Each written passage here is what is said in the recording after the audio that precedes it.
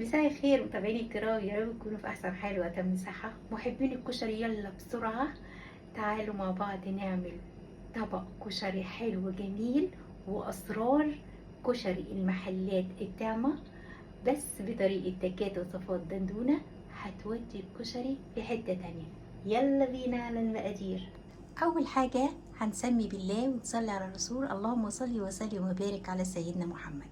عندي هنا راس توم كامله، اوكي. والكشري الدقه واللي بتحب التوم الكتير، فكل ما هتكتري التوم كل ما هتبقى لذيذه وحلوه. لو مش بتحبي التوم يبقى براحتك خالص. بس انا عندي هنا راس توم كامله اهي مفرومه، وعندي هنا 4 بصلات مقطعاهم كده سلايس او جوانح. عندي هنا مج شعريه، وعندي هنا كوبايتين رز، وعندي نص كيلو عدس بجبة، وعندي هنا نص كيلو مكرونة بن، وعندي صلصة طبعا.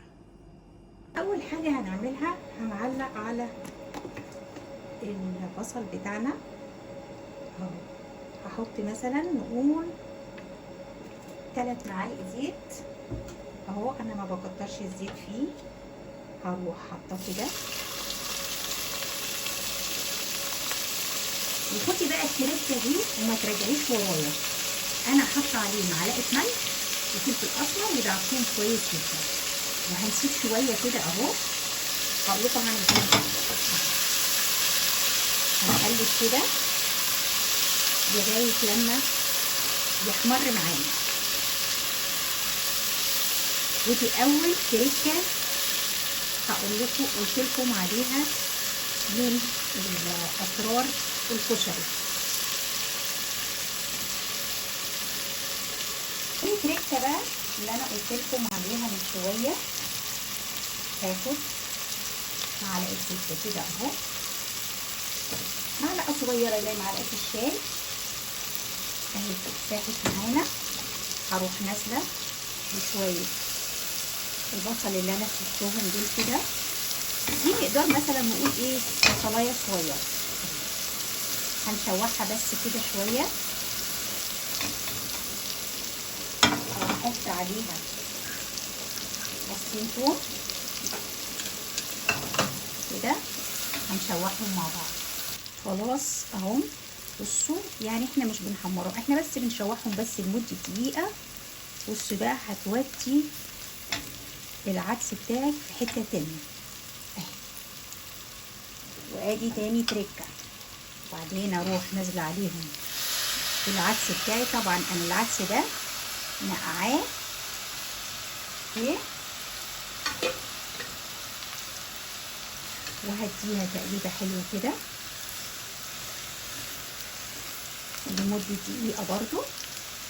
خلاص كله اندمج مع بعض اهو ما شاء الله. شوحته لمده دقيقه. هبتدي بقى انزل عليهم بميه مغليه اهو.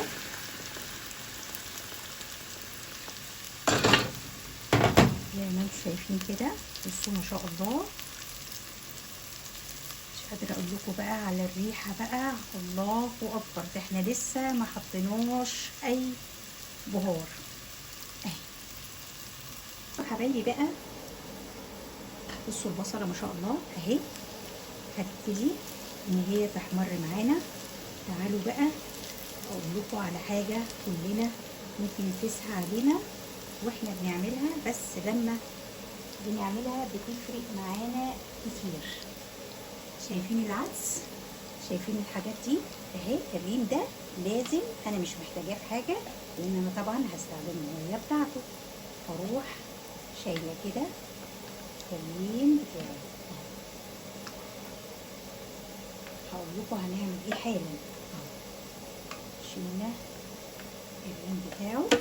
هنبتدي بقى نعمل ايه بهارات الكشري بتاعنا. اوكي، الاول هحط معلقه الملح في قلب الميه بتاعه العدس، وبعدين هنشوف البهارات. البهارات هنا كالتالي: عندي هنا معلقه من كل نوع، معلقه فلفل ابيض او فلفل اسمر ما يقولش لا، معلقه كمون، معلقه كزبره، معلقه كاري. بخلط كل ده كله على بعضه كده. اهو، عشان انا محتاجه الخلطه ديت اللي هستخدمها للكشري بتاعي. واروح واخده معلقه كده اهو، واروح حطاها للعدس بتاعي وهديله تقليبه. هو يا دوبك هياخد مننا غلوتين وهنطفي عليه علشان انا مش بسويه سوا كامل. وادي العدس ما شاء الله تبارك الرحمن اهو، هو يا دوبك خد غلوه والتانيه وطفيت عليه. هنصفيه ونشوفه مع بعض. شايفين بقى؟ خدوا مني بقى التركه ديت اهي وما تراجعوش ورايا. البصله بتاعتي اهي هتبتدي ان هي تتحمر. طبعا انا ايدي فيها ومهديه عليها النار. بروح نازله عليها بمعلقه زبده صغننه كده اهي، شايفين حجمها قد ايه كده، وخليها تاخد من الطعم اهو كده. وبقى يا حبايبي بقى في اللون الجميل اللي انا بحصل عليه من البصله بتاعتي اهي كده. خلاص انا هبتدي اطفي عليها ونشيلها من الزيت ونشوفها مع بعض. وبقى نعمل الصلصه بتاعه الكشري. بحط هنا معلقتين زيت بالظبط، وبعدين بنزل عليهم بمعلقه ملح كده اهو، وبعدين بنزل عليهم فاكرين البهارات بتاعتي اهي. باخد معلقه كده صغيره اهي زي ما انتم شايفين كده، وبنزل عليها كده وهقلب الحاجات الجميله دي كده لغايه بس ما ريحتها تطلع كده. اوكي، هروح نازله عليها بقى بنص راس الثوم المفرومه بتاعتنا ونشوحها كده يا دوبك بس تصفر ونشوفها مع بعض. شوفوا حبايبي بقى اهي احمرت معانا ما شاء الله. هنبتدي ننزل بالصلصه بتاعتنا اهي، نسيبها بقى لما تتسبك معانا. بس ما تنسوش تحطوا معلقه السكر عليها عشان تعادل الحموضه. وهسيبها كده لغايه لما تتسبك ونشوفها مع بعض. بصوا حبايب قلبي خلاص الصلصه بتاعتي اتسبكت اهي. كل اللي انا هعمله هحط معلقه خل وبعدين هقلبها كده وكده بقت جاهزه معانا ما شاء الله. نطفي عليها بقى. بصوا بقى هنيجي هنعمل دلوقتي الصلصه البيضاء اللي هي بتاعه الكشري. هنحط برضو معلقتين زيت كده اهو، وبعدين هننزل بنص راس الثوم بتاعتنا اهي وهنقلب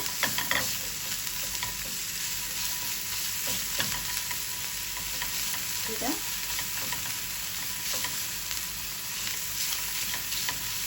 لغايه بس تحمر معانا ونشوفها مع بعض. بصوا يا حبايبي بقى خدوا مني التركايه ديت وما تراجعوش ورايا. فاكرين البهارات بتاعتنا؟ هنحط اهو معلقه صغننه وهنحط معلقه ملح ونبتدي نديها تشويحه حلوه كده اهي، ونسيبها لما تصفر معانا وهقول لكم هنعمل ايه بعدين. بصوا يا حبايبي اهي ابتدت تصفر معانا. هبتدي احطيها بمعلقه خل زي ما انتم شايفين كده،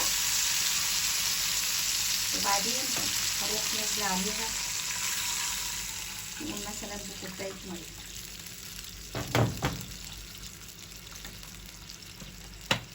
اعملوا بس التركايه ديت هتاكلوا احلى دقه كشري. ونسيبها لما تغلي كده وبعدين هنطفي عليها. خلاص غليت معانا، هنطفي عليها وكده بقت جاهزه معانا الصلصه البيضاء. تعالوا بقى نعمل الكشري. انا عندي هنا معلقه الزيت ديت اللي هي احنا طلعناها من البصله بتاعتنا. كل اللي انا هعمله بصوا، هحط معلقه زبده اهو، وبعدين هنزل بالملح بتاعي اهو كده، وهنزل بمعلقه بهارات اللي هي بتاعت الكشري، ونقلب كده اهو لغايه بس ريحتها ما تطلع ان شاء الله. هبتدي بقى انزل بالشعريه بتاعتي. طبعا انا محمراها، وزي ما انا قلت لكم انا بحمرها في الفرن بدون اي ماده دهون، ونقلب كده تقلبتين كده حلوين كده. وبعدين هبتدي انزل بالرز بتاعي اهو،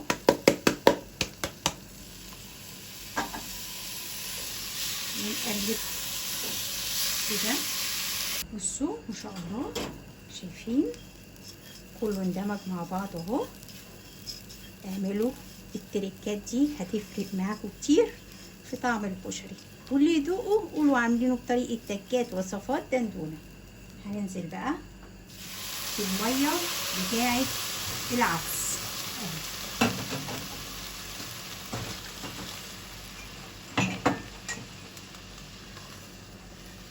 كده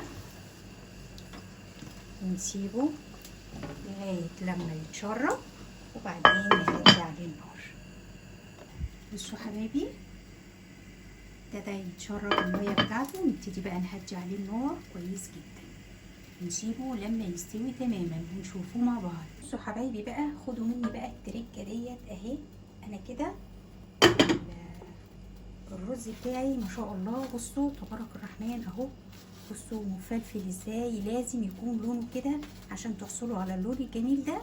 احنا بناخده من الميه بتاعه العدس بتاعنا. الله الله الله الريحه، اتفضلوا معانا. خلاص اهو بصوا انا استوى معايا تماما. خدوا بقى مني التركه الجميله دي.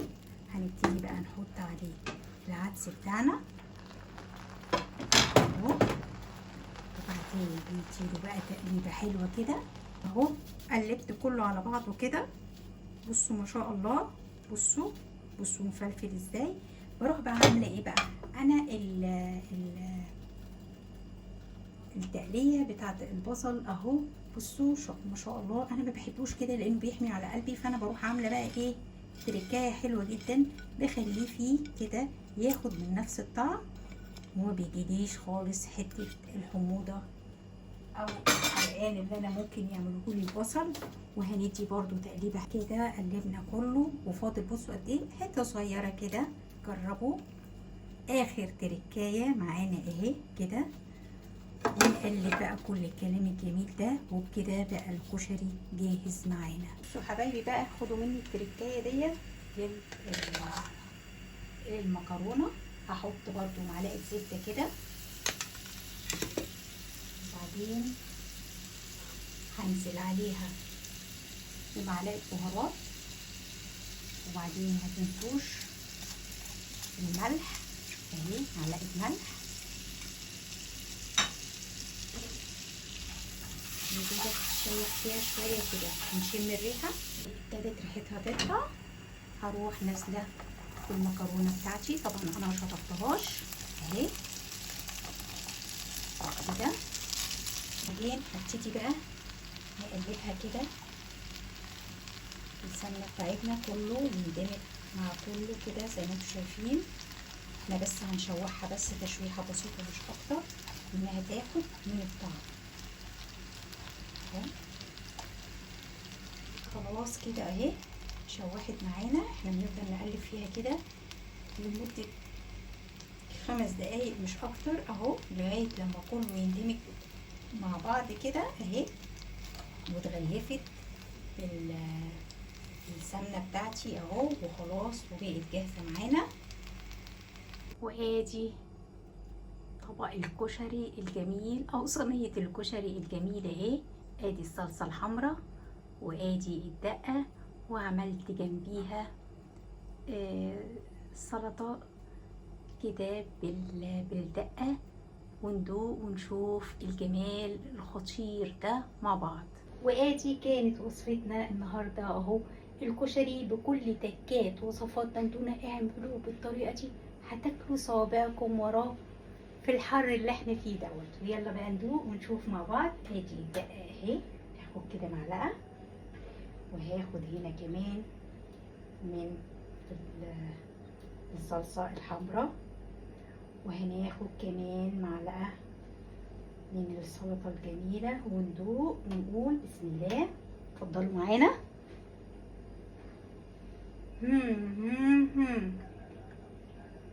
اسمعوا لي معلقة كمان.